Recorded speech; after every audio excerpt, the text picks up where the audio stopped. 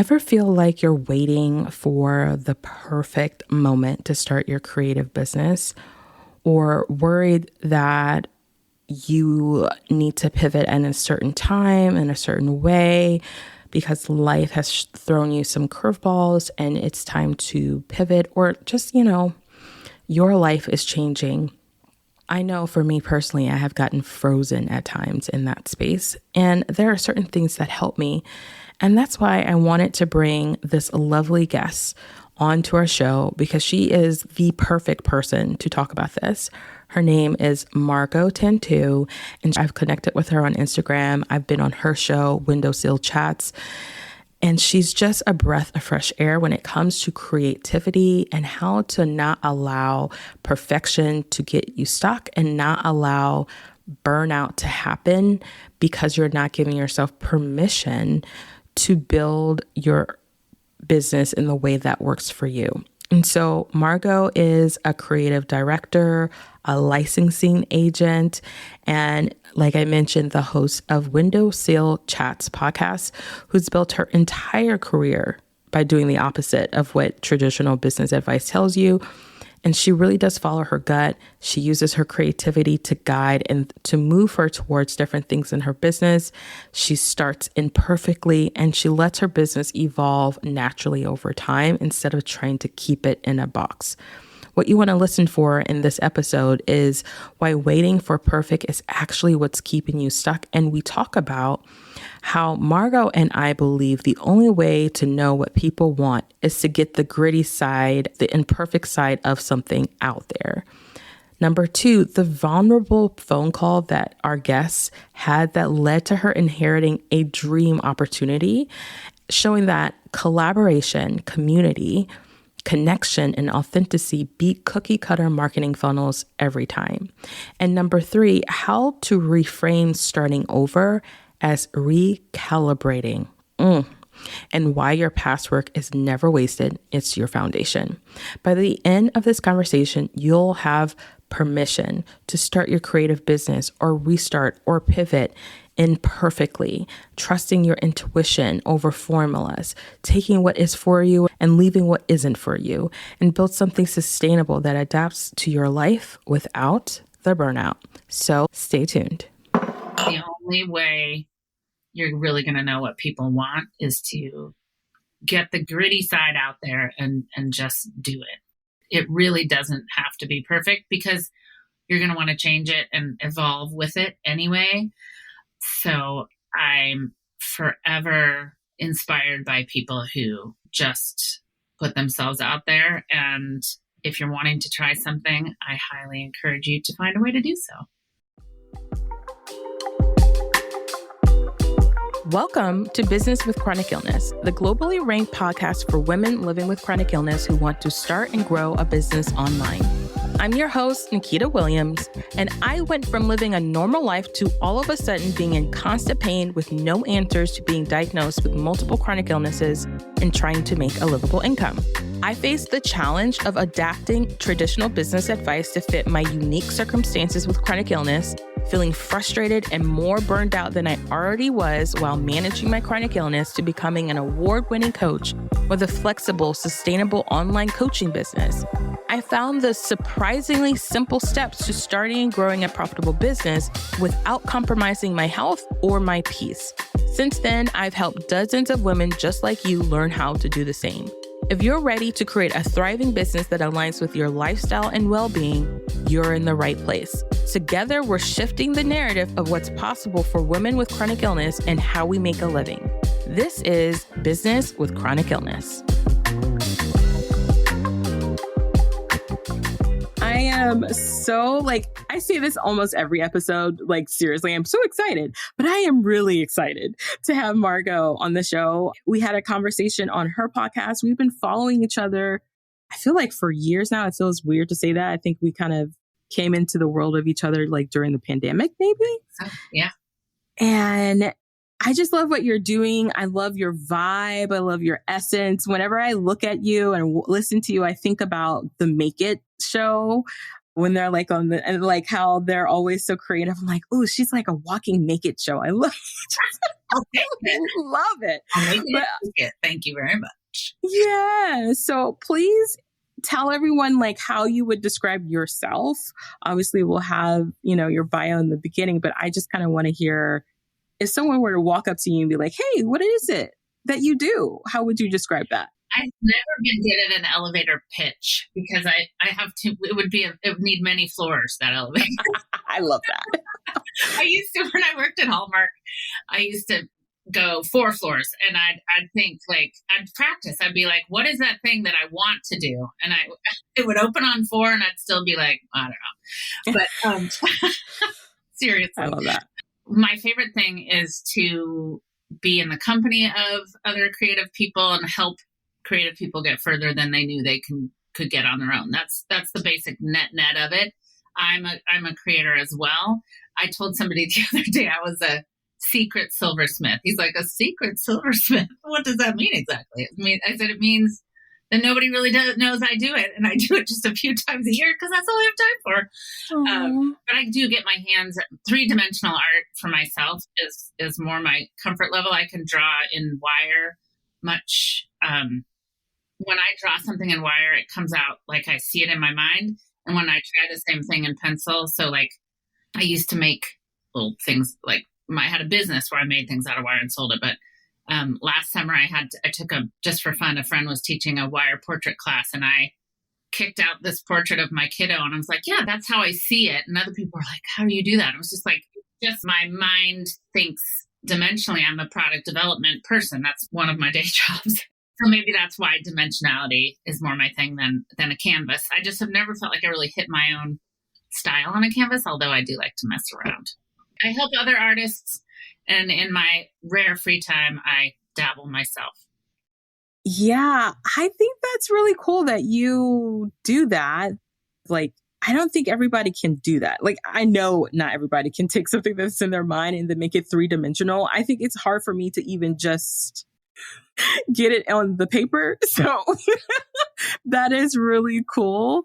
Tell us a little bit more about like product development. What did that look like for you when you're currently doing it? Well, I always kind of am in some way or another. So how it came to be, I've had a very entrepreneurial path.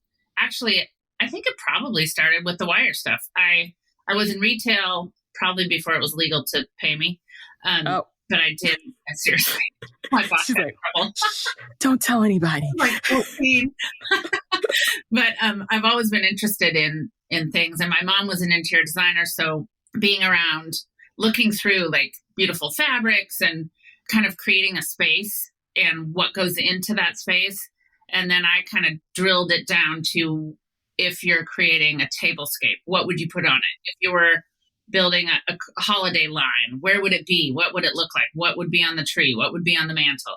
And so I worked after I had decided I'd done all the entrepreneurial things I could without learning product development myself, I worked corporate so I could kind of travel overseas and understand factories and all that went into it.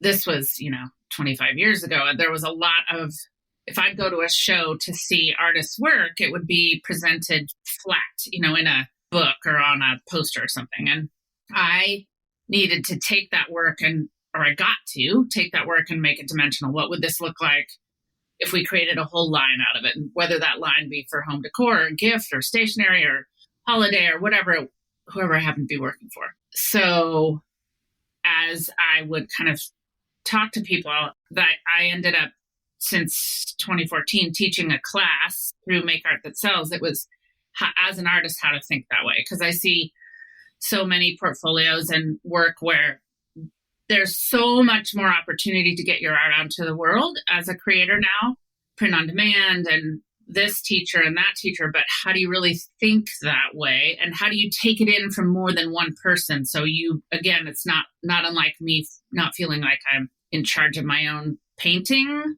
style. How do you get your own style and start to show what your art can look like? So I've always done product development, but then I transitioned into teaching other people how to think dimensionally with their creativity as well. Wow, that's a skill, Marco. Like, that's a skill to be able to teach people to think that way. Like, wow, I think that's such a cool thing to be able to do. And you've been doing it like it feels like from what you're describing, like you're teaching other entrepreneurs to do the same thing. I think this is a little bit of a tangent, but I promise I promise you it has something related to what we're talking about. So I am not I'm a creative person. I have a lot of ideas. Like I love to draw flowers. I have sketches. I have sketchbook books everywhere, things that I've done in my journal. There's half sketches everywhere. Right. And I've always wanted, like, in the back of my mind, I'm like, one day I'm going to have like my own little like shop where I want to have like these sketches put on something, like put them on things and things like that. And my challenge has always been what's on the paper versus what's on the thing that I want it to be on. I don't know. I have no idea what I'm doing. Like, I don't know what I'm doing. So I've tried it and I'm like, well, that's not quite it. That's not quite the thing. And this is really true. You guys are going to hear something from me I haven't said. Because of that, I've shied away from that aspect of my creativity because it feels like, well, I feel like I have to outsource that aspect of things. Like I have friends that are graphic designers that can in some way know how to translate what I've done into a thing.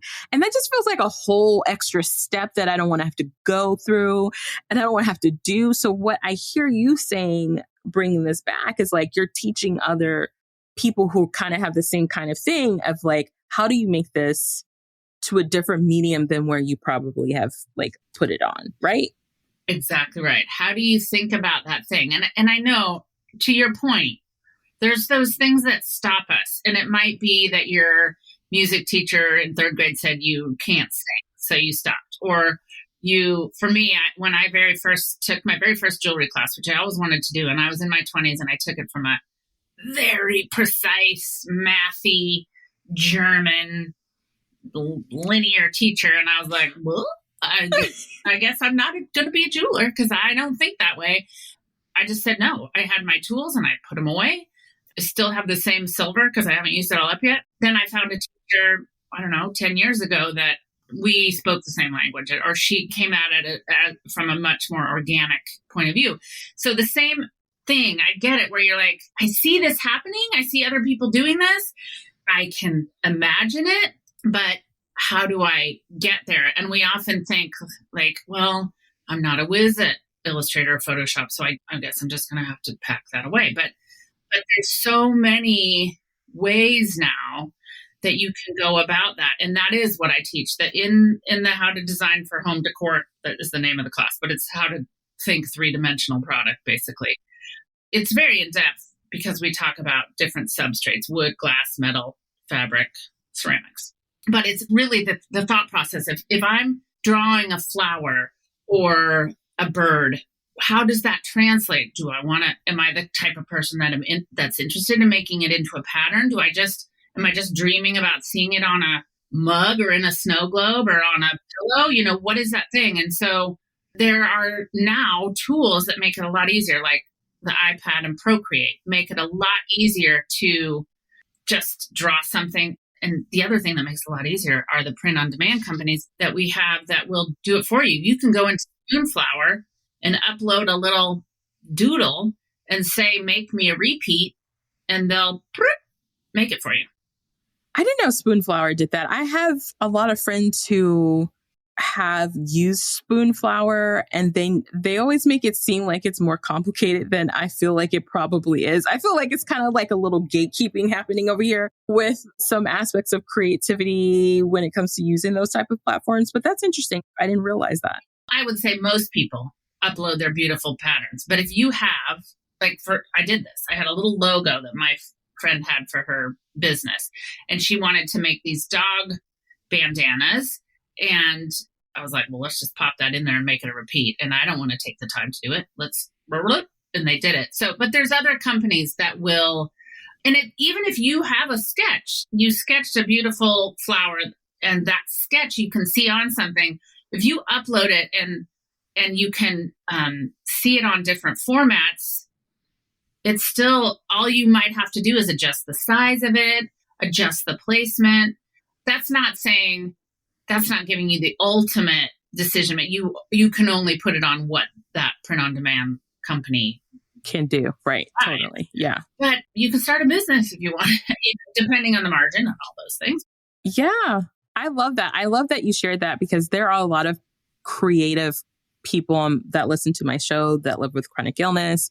And to their point, similar, I've heard them say to me, like, hey, I love doing this. I love doing this sketch. Or I love doing these little things. But the thing, like for me, the thing that holds them up is sometimes the technical aspect of like, how do you make this into a thing or into a business? And that's interesting about your experience, because from the research that I did, I feel like you are just creative in general. Like that's your vibe, that's your life, but you designed it that way. Like you transitioned from being mostly like in some level of corporate, and then transitioned your whole life and way of being into like this creative direction that has led to like windowsill chats and your course that you have. So tell us a little bit more, like, what inspired that transition? Like what led to that being like, I'm designing this life differently? Sure, absolutely. So I would say that I started out that way early on,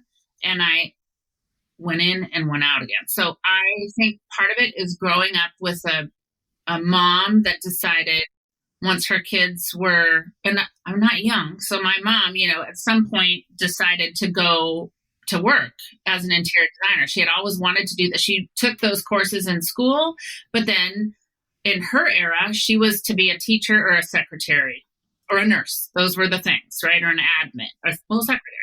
But she had taken these design classes, then she became a mom. And then when my sister and I were old enough, she started an interior design business, and it was still mostly men that were interior designers. There was a few women but I mean, and there weren't even very many. I grew up in the Napa Valley before it was fancy, in the wine country. And we moved there because we had lived in the San Francisco Bay Area, and they wanted a quieter place to raise their kids.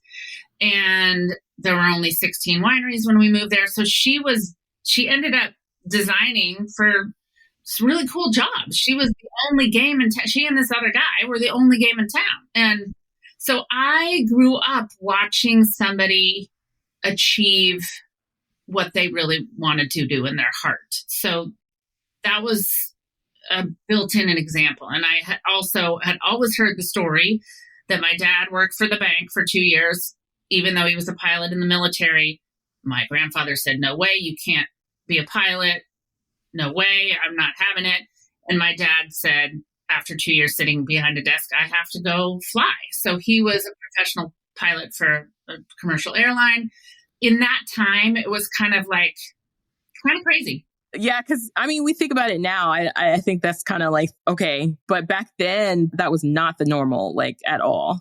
And they always told me, you can be whatever you want to be. You can be whatever you decide you're going to be. And I was like, well, I'm not sure I can do math, but other than that, it's like, but that's one of the things. And I was looking over some of your topics before we jumped on, and what are the things that stop us? Well, we have to believe we can as well, right? We have to be able-bodied. Sometimes it's finances are in the way or not in the, whatever. So I've always had an entrepreneurial spirit and worked for small companies. And then when then I had my own, then I went into corporate because I was like, I've reached that financial wall. Like, I don't want to go to China by myself. How do I figure that out? And then honestly, every time I thought I was going to start my own business, I would go to my friends' own businesses and see like all the bubble wrap, the employees, the messy side, not the fun part. And I was like, I don't want somebody else to do that. Don't want that.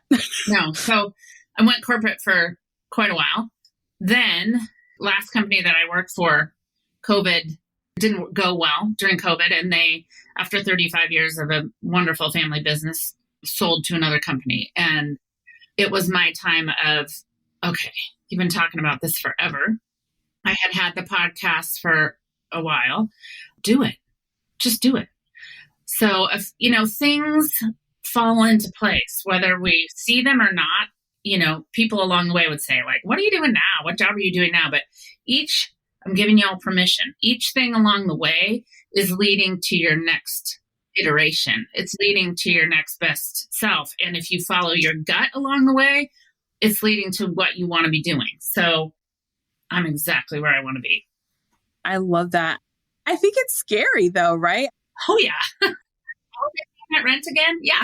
Yeah, exactly. And people think when you have your own business, oh, you must have everything. It's like, you must be rolling in it. It must be so good. You must not have any. I don't know what these are people who don't have businesses who think this, right? Like, I really think that. I'm like, anyway, I'm curious to know, what do you feel like in those transitions of those shifts and changes? Were there things you're like, I don't really want to be doing this, but we'll try it. I don't know. This was a mistake. Like, what did those times look like for you? I would say I had the most of those working for somebody else. That's true. Because there's a lot of cooks in those kitchens, and everybody needs to like, let me show you what I can do. And so you have a boss, and then a new boss comes in. And so I was used to making decisions that landed really well with my clients when I had my own business before corporate. So young. Then I went into corporate, and the first company I worked for was great, but it was run by a woman, also unusual in 2000. Then it wasn't. Then it was sold and sold and sold again. And everybody, 5 presidents in 4 years, and they all have their own ideas. And it's just like, after a while, like my inner voice was like, no, this does not align. And my patience grows whisper thin when don't jerk me around, dude. I mean, I hope I'm pretty easy to work with, but when I see people not being mindful of their people and using them to their best abilities, or you go to a big place that has a great reputation and they say, we want to hire you because of your maybe outside the box thinking. And then you get there and they're like, kidding. Get in the box. You're like, get in the box. You're like, wait, no. The box. Yeah. So I didn't do so well in those situations. I did as well as I could. But then I think being entrepreneurial doesn't go away. And if any of you have that and you're wanting to lean in, lean in. I think those were the hardest times for me, when I felt like good ideas, not necessarily my own, but maybe my team. I had fantastic teams and fantastic people that are doing wonderful things, but are they being listened to? Or are they just being assumed to be a certain way and have certain thoughts because of their title, for God's sake? Like, that's just something somebody said on a piece of paper. So I just have a hard time when people aren't treated as their best selves. Yeah.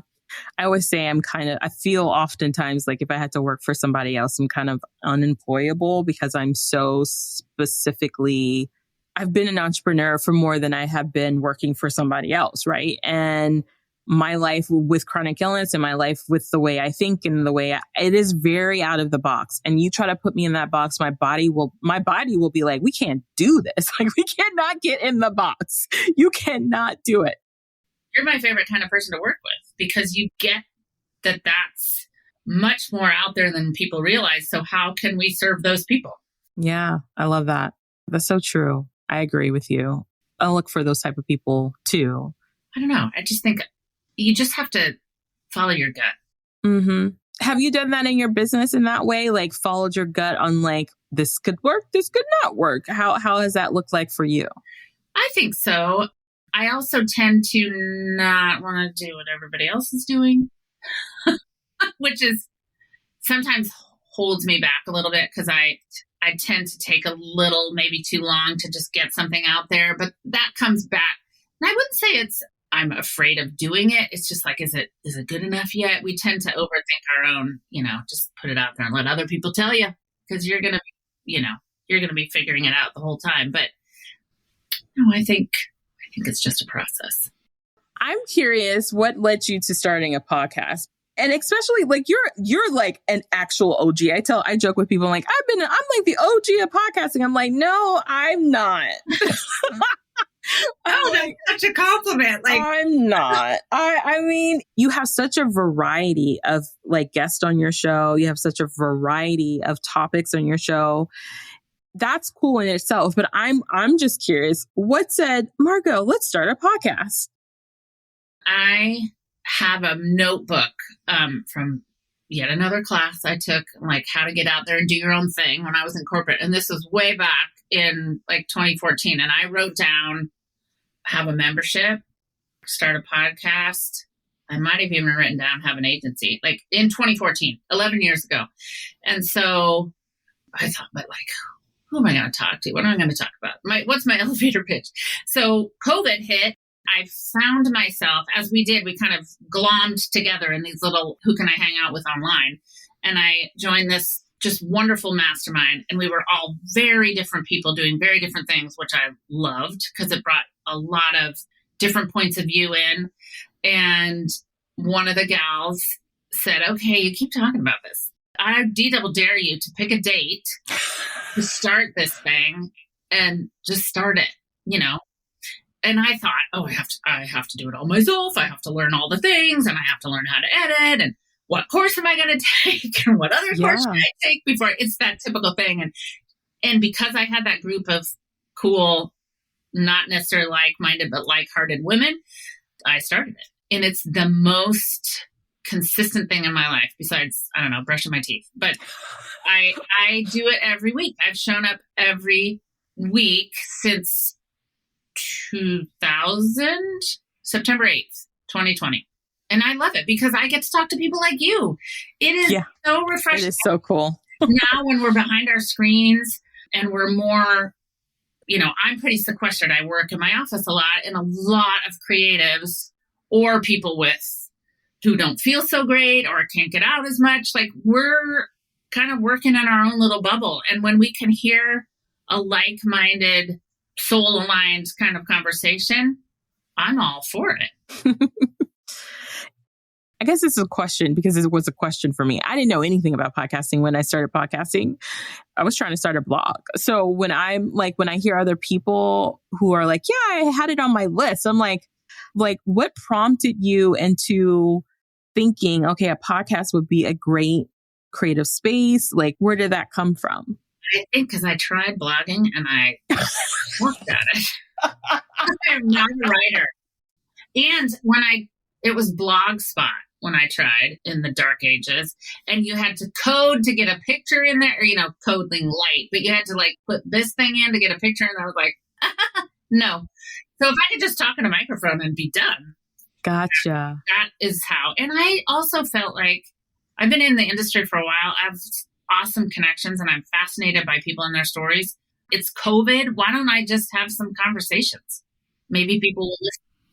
Yeah, your conversations on the show sound like are very reflective versus like these business interviews. Like, you know, what has been the values that guide that process for you? Thank you. I really like that question because I tend to go look at a title of a podcast of somebody else that I've followed for a long time. And I'm like, I don't think I wanted that businessy. I just want a conversation to listen to or true crime. I'm a true crime girl.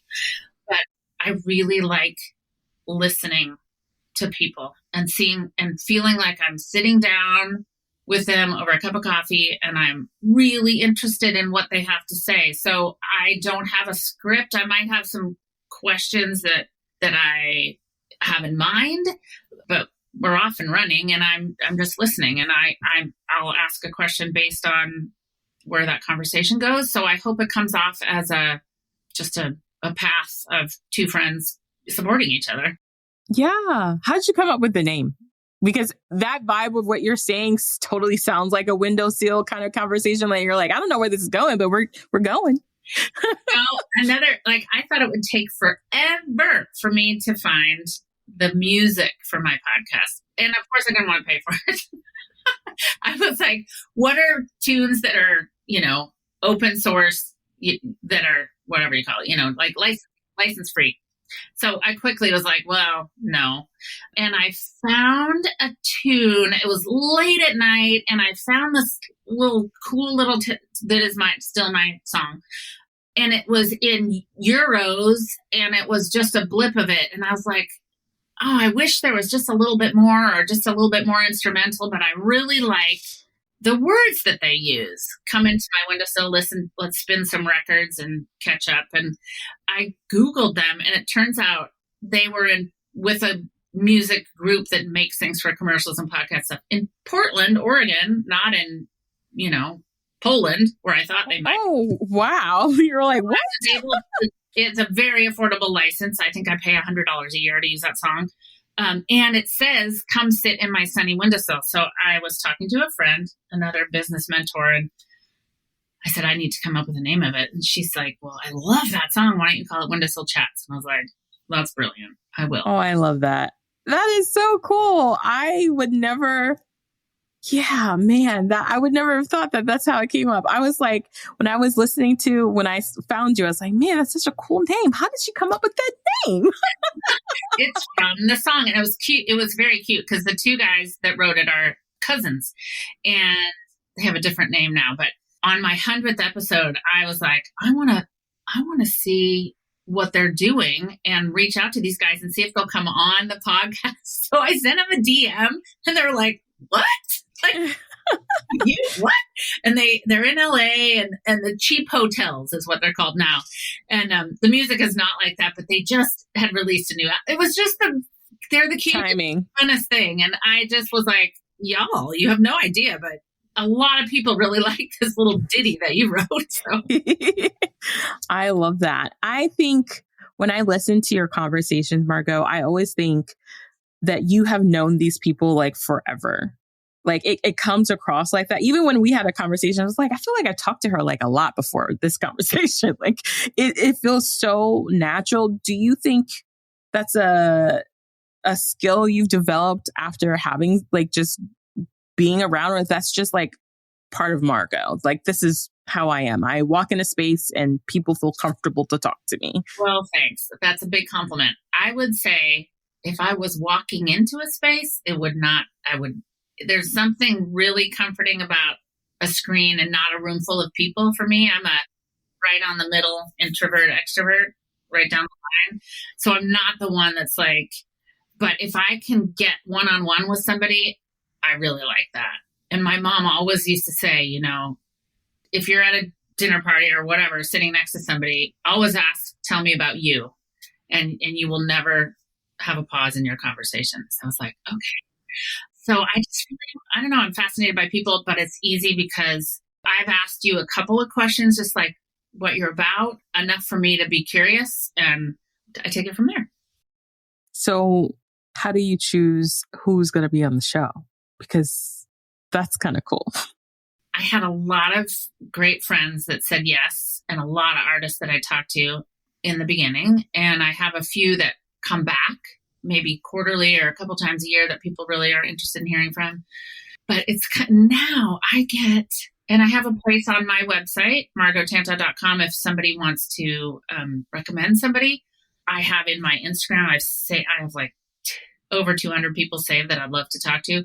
But I get so many emails from agents and people. And I love, sometimes it's just like, what? You're obviously not paying attention. No, thank you. Yeah. It does not resonate. But for instance, I've gotten some filmmakers recently. I know. I listened to that episode that you just did recently that was, I can't remember at the moment. It was on my notes and I can't find it. But I was like, how did she get them on the show? The guy that did Hugo, that wrote the book for yes. Hugo. Yes. The woman, Annie Atkins, who did all the props and stuff for the Wes Anderson, several Wes Anderson movies. I was like, what? Yes. To talk to you. I don't know. People just come on. And I love that it enables my guests to be more diverse, color, male, female, non-binary. They might be swimmers. They might be painters. They might be movie makers. Like, I'm so fascinated by what creativity means to people. And I feel like it shows up in so many different ways in all of us. That did it for me.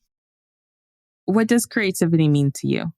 I think it shows up in a couple of ways. I think it's feeling the call to do something that might not be super by the book. Like, maybe you're an accountant, but you love to play the clarinet.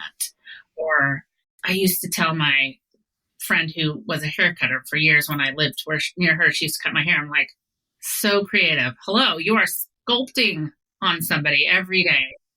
And sometimes I feel like if you're sweeping up after the kids at school, like you're picking a pattern. Are you sweeping that way? Are you sweeping this way? Like, what are you thinking about? What are you listening to? I feel like we all have it. How does it show up? How does it show up for you? And do you even care? Or are you hiding it? Are you passionate about something you wish you could do?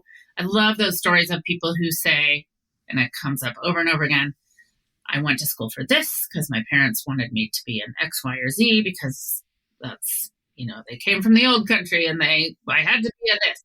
And now I'm creative. And now it was always a whisper to me. And I feel like too, for somebody with chronic illness or somebody who has a bunch of kids or somebody or is a caregiver, like it's a release too. It's so often the place we find we can take a breath. When I really get in the zone of creating something, it's like a big release, it's like a massage without anybody else there. That is really interesting.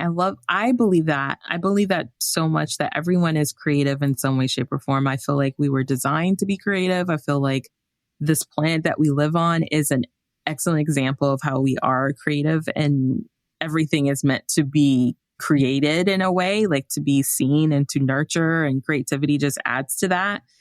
I'm curious, while you've been listening to everybody else's creative journeys, like what have you learned about yourself when it comes to like viewing yourself with creativity? I think the overarching thing is just do it. Sometimes I'll say, if you have one tip, or we've talked about it along the way, it's like, just go after that thing that's calling to you. Just start the blah, blah, blah. Just send out the mailer. Just press go on the website. Whatever it is, just do it. Say yes to your dreams. Say yes to yourself. Say yes to possibility. Is it hard, do you think, for like a really creative person to take that leap if they've never taken that leap before? Sure, it's scary. It's like, what's going to happen? What's going to happen on the other side of just saying yes? Who's going to be there? I might be judged. It might not work. Nobody might show up.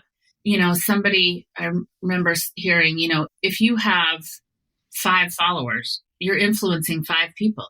5 people have chosen to say they want to know more about what you're putting out into the world. It is tricky, especially when it feels like your baby. You've been building this thing or trying this thing. I'm about to launch out for a while. I'm super about, because again, I gave myself finally a deadline and my licensing agency website. And it's a huge deal for me. It feels like to me the culmination of all the things. And I want to make sure everybody likes it. But, you don't always know until you do it, because you're the only one judging it. Yeah. Is the licensing like based on your creative awesomeness and your licensing allowing other people to use it? Is that what you mean? Or an agency where you're helping other people do that? I'm helping other people. I have several wonderful artists that I am helping get their art out into the world in a way that I am acting as their mentor. So I'm working directly with them. Not that they need it, but it's fun to kind of like, sometimes we stagnate. We like, how can I do this? I'd love my product on this. So it's me kind of helping shape this beautiful team of artists. And then I know so much about kind of the industry. It's hopefully showing up as somebody fairly refreshing for people who are looking for work or developing any number of things, because I already speak that language as well. So it's putting it all together. So that's so cool. But it's interesting because that seems like that is the culmination of everything you've kind of already been doing. And yet it feels like, I don't know if this is going to work. Is it because it's in the forum, or is it because it's so open? It's not kind of like under the covers, if you will. Yeah, it's my name on it, right? And 28 people their earnings are dependent on how I show up for them, Not to mention doing right for the companies, but that's that's easier, But I think it's just, what are people expecting? Which is silly because we put that on ourselves, right? What do you think people are expecting? Like, I don't know. They're expecting you to get the website open, Margo. That's what they're expecting. Is it open? Can we press on the button? Yes. By the time this goes live, it will be well open, and I will have shown at the International Licensing Expo in London, doing that in October. So yes, it's Tantau Studio, and I'm very proud of it, and I'm very excited because I can do this until I can no longer lift a finger. Wow. I would be curious to ask you, since it's kind of new and it's got your name on it, like what things came up for you that surprised you in this process of putting this new out in the world that you're like, whoa, I didn't expect myself to experience that or think that or feel that? Well, it was kind of interesting how it came to be. So I started teaching online in 24. It's all tied together. So you never know where these things are going to go. I started teaching with this wonderful friend, Lila Rogers. And we decided, she had already started her platform, Make Art That Sells. And I came to her and it was all about like, Lila, she was an agent for 30 years. And she had the creme de la creme of artists. And I would always go to her booth first at the licensing show. And we would have this conversation. I was like, if you could just get your artists to think dimensionally and show things dimensionally, I think you could sell even more of this product. And she would be like, what do you mean? And so we developed this class together. And now it's evergreen on her site. And so all along the way in my career, I've come across such talented people. And I've thought about being an agent. As a matter of fact, way back in 2012, before we ever talked together, I remember calling her and saying, I was in between jobs, and I said, I'm thinking about being an agent, and I think you're my only competition. I love that. Calling your competition and admitting, I don't know. And she was so gracious, and she said, it's a big pool, come on in, it's a big pie, but there's a lot of paperwork. And I remember thinking like, oh, I don't know about that.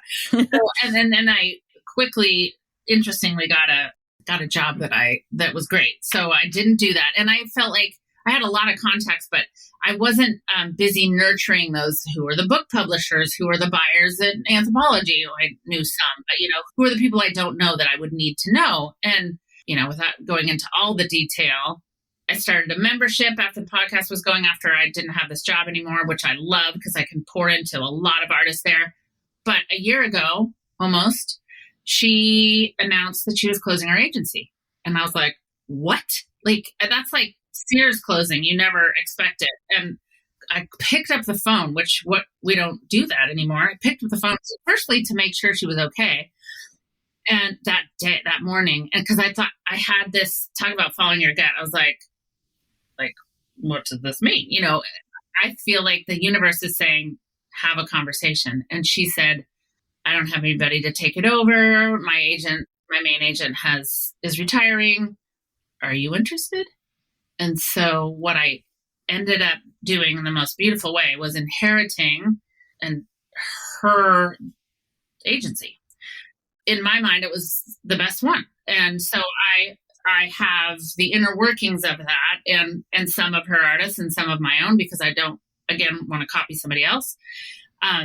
But it was just sometimes all the things add up and they're just meant to be. You just have to listen and beautiful things just come to be. That is such an awesome story, Margo. I feel like there's so much in there, like just in that alone, in the power of connection, the power of community, and the power of vulnerability. Like there's so many things in that story alone that's like, whoa, time and patience. Like there's so much there.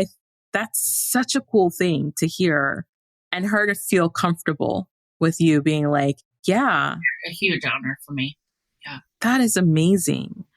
We kind of been like, it's funny how this conversation is kind of making its own little pathway for those of us listening, which is like, you never know where you're going to go and how these things connect, right? How they actually will work in your favor. I think in a world where we often are told that you have to like changing your mind or shifting or following your gut in some way, shape, or form, especially when I think when it comes to creativity and business, it's like, oh no, you can't do it that way. Don't do it that way because it's not the perfect way of getting it. There's this like pathway you're supposed to be going, this one way that they say is the only way that you can get to this destination. Are your funnels set up? Have you taken Right. And then you're like, and then sometimes, and a lot of times, I think it's more than sometimes, you don't do it the cookie cutter way and it still works. Yes. And it still works and it's not cookie cutter. How refreshing, Yeah. Because at the end of the day, I'm not the only agency out there. And I have many friends with agencies because I, as an art director, have used them over and over and over again. So I am honored to be next to them. And I certainly don't want to show up like they are because they're already showing up that way. So how do I honor the artists that I'm representing, the space and the potential, It's something I'm not just doing for myself. Yeah.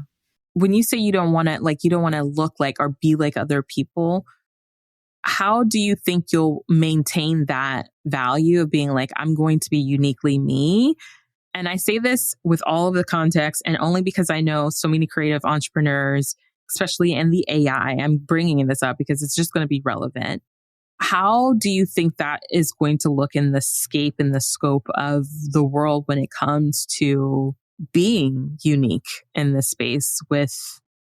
We will be continually challenged. It's not on the tip of my tongue, the company, but there's a new company, new AI company, newish, where you put all your brand assets in there and say, make me a marketing plan visually and everything. And they do. I think it's important to not turn a blind eye, but to educate ourselves. Don't say it's horrible. Say, how's it here? And how do I want to educate myself, as I said, and how do I want to speak about this? I'm maybe more worried for the environment than I am even for our jobs, although equally so. But there are still, my son is 17 and he could way lean into AI, especially as he's writing papers and applying to colleges and stuff. And he's like, I will not, Mom. I will not. I don't like it. I don't like what it does to the environment. I was like, right on. But, I think it's important to stay educated and there's new things every day. So there's how can you use it for good? How can you understand how it cannot be good? I don't know if you've heard of the AI influencer that has 165,000 followers now and she's fake. I've seen people talking about the influencer. I think I've seen other coaches talk about this influencer that's an AI influencer, and I haven't gone to look for it because in my bones, I'm like, I have no desire to watch a fake person be fake. I'm not. Somebody sent me a screenshot of it, and I'm like, well, that's enough. When I look at that screenshot and I look at the pictures, I can tell it's AI, but how long will it be before I can? It's just important to talk about it.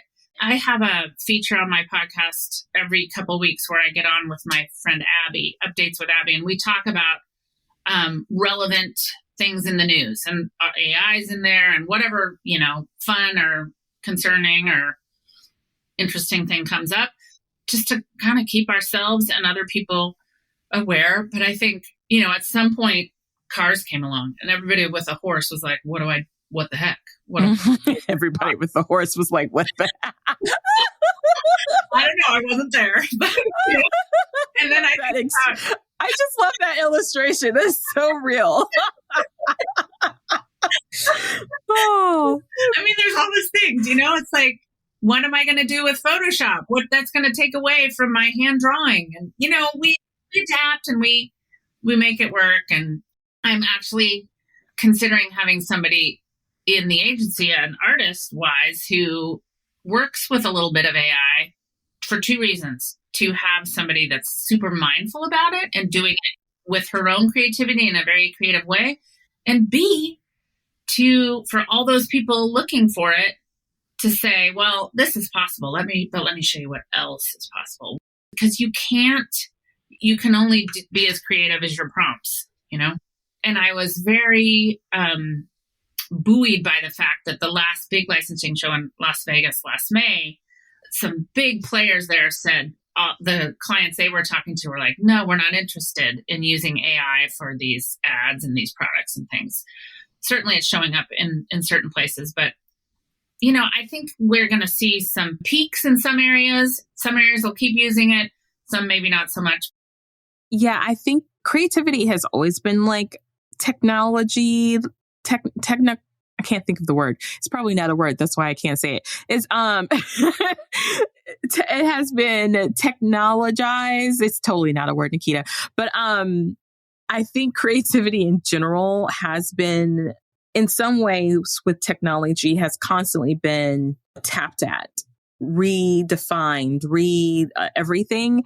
And yet we still have paper, yet we still have some aspects of that very tangible realness that we all like really want to have, because as great as technology is going to be, and it's helpful in some ways, and obviously it's harmful in others, it has its limits even when it thinks it doesn't have its limits. And it's the fact that it's not human. It's like, it's not human.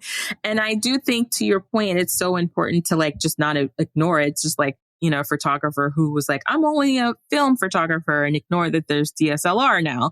And now, there's mirrorless cameras and all these things, but it didn't take away that the film, I still love me a good film photo. I love a good film, everything. Right.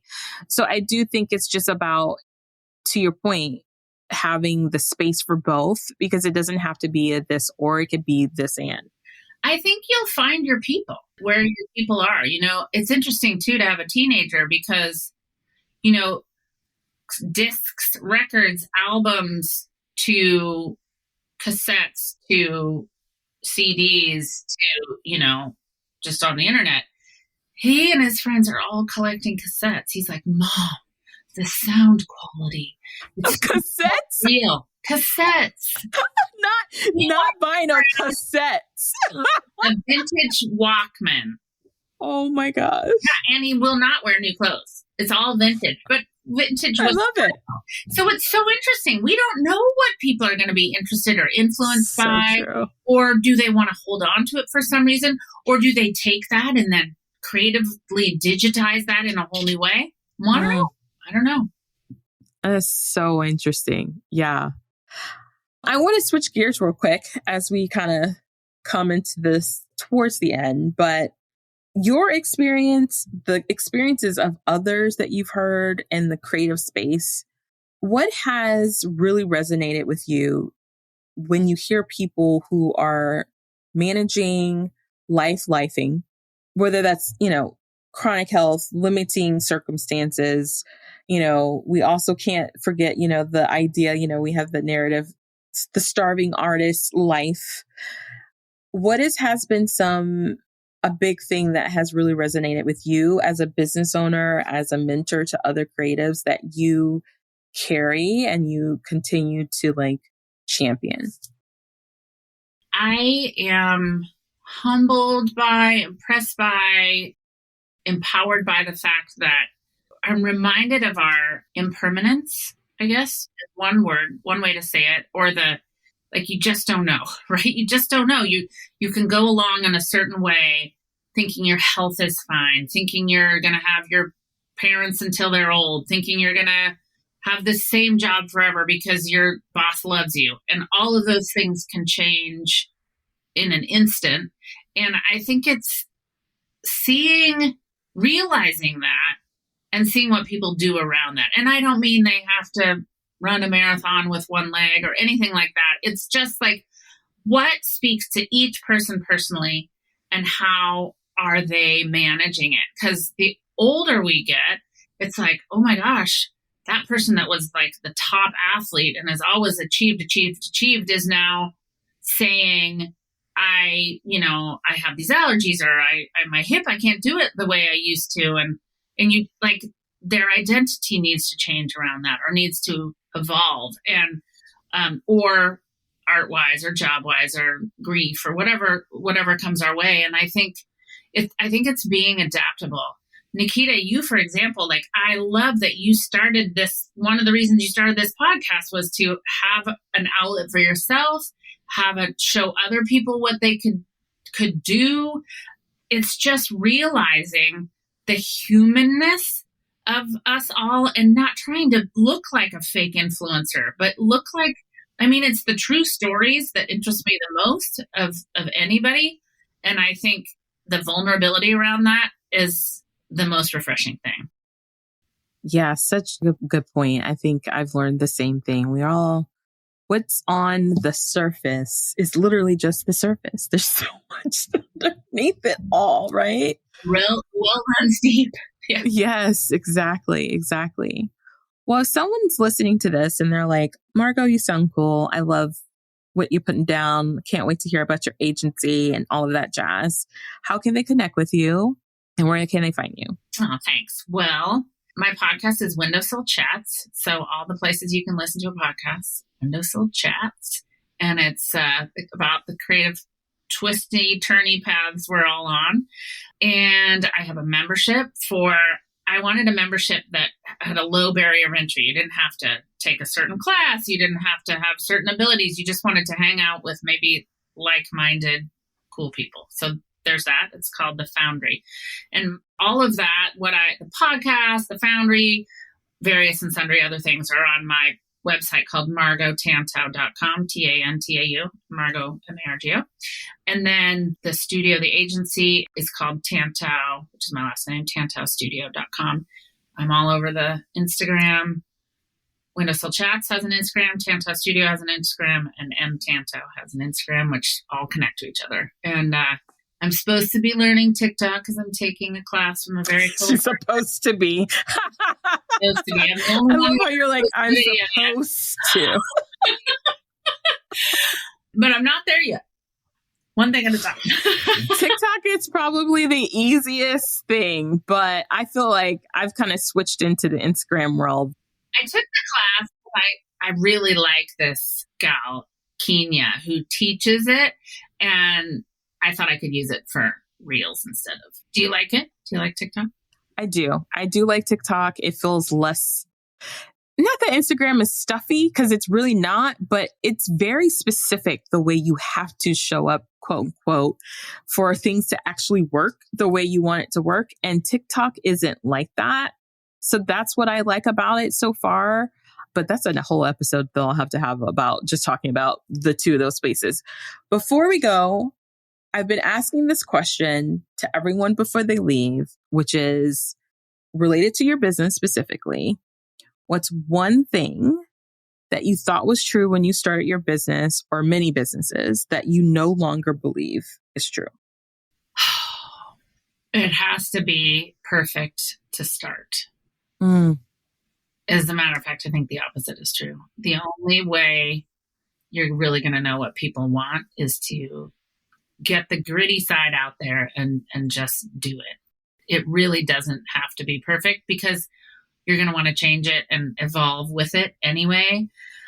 So I'm forever inspired by people who just put themselves out there. And if you're wanting to try something, I highly encourage you to find a way to do so. I love that. You never know what will happen. That's a good point. Well, thank you again, Margo, for your time and sharing a little bit of it with me and with the rest of us. Thank you so much. Oh, I wish we could hang out way more often, Nikita. Thanks for We have to figure out how we make this happen. Yeah. But yes, I agree. I agree. All right, love. I will see you soon and thank you again. Thank you for having me. You're the best and I super appreciate you.